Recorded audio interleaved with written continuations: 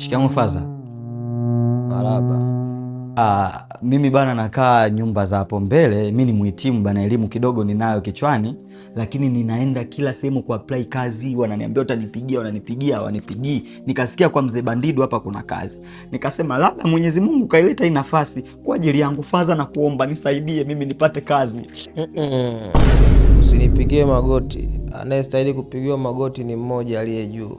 Lakini yule aliye juu akawaumba watu wawili, sisi na nyinyi ambao mna kipato. Alituumba tukiwa binadamu wote sawa.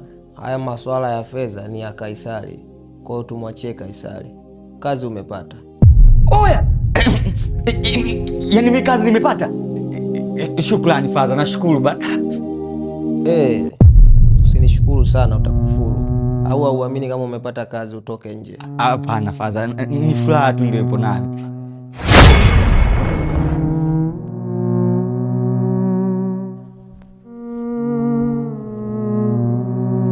Faza, mimi bana nimefikiria, nimeona bora niache kazi bana.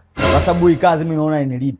Can you imagine masaa matatu sasa hivi toka nimeapply kazi, nimewaambia wazazi wangu kwamba mimi nina kazi. Demu wangu wenyewe nimemwambia kwamba nimepata kazi. Maana ukipata kazi watu wanajua umefanikiwa. Maana nilivyo wazo kupata kazi. Lakini hadi sasa hivi sijanunua hata kiwanja. Piga mahesabu sijaenda hata kwa mtu gani kuweka hata nipate ka IST cha kutembelea. Hii kazi hainilipi bro. Kwa elimu ambayo nayo kichwani ndio itafuta darasani, ndio pitia miaka yote. Siwezi kufanya kazi ambayo masaa matatu siwezi kununua hata IST. Naomba niache kazi. Sawa. Ombi lako nimelipokea. Kuanzia hivi sasa hauna kazi. Sawa, sina kazi, ongea. Naomba chochote kitu, nikanunue hata gari. Maana masaa matatu na elimu yangu, nabii nipate hata cha kutembelea, sio ili jua. Kwa kuwa huwa sipendi kelele, nitakulipa ili utoke kwangu. Sasa mabosi kama nyinyi ndio nawapenda, mnaothamini elimu ya mtu.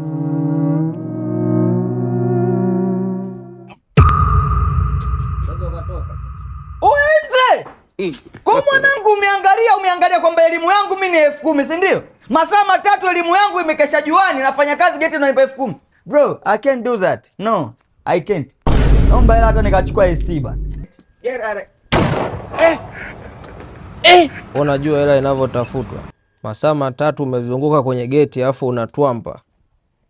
Fuko la nyanya wewe. A few moments later.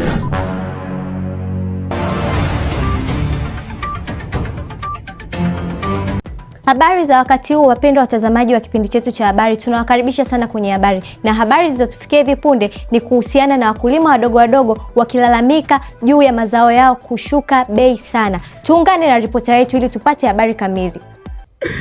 Kwanza mwanangu, hiyo ni elimu.